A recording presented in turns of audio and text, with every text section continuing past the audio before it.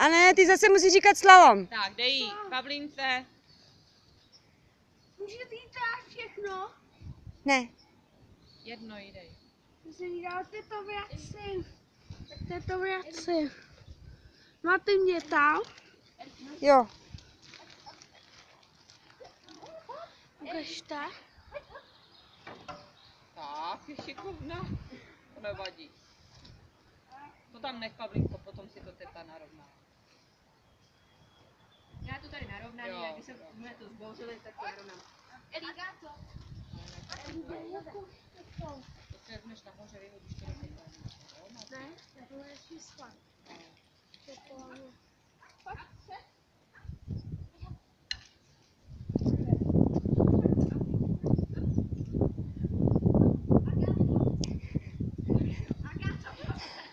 Agáta letí. Zapájou.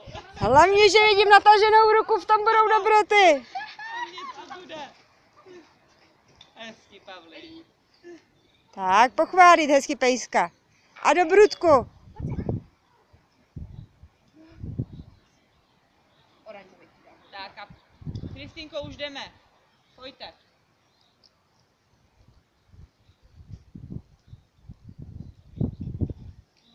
Co měla za úraz?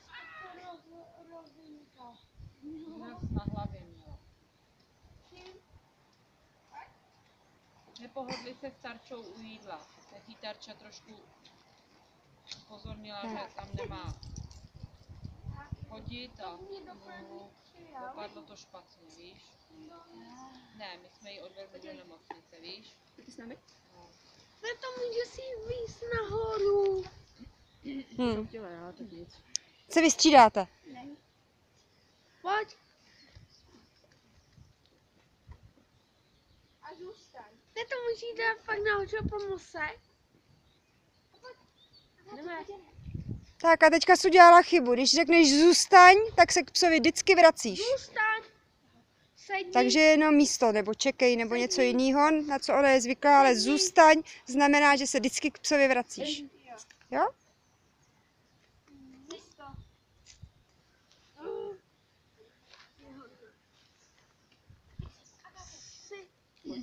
A není to pod sem, ale je to ke mně. A když k noze, tak je za pochodu.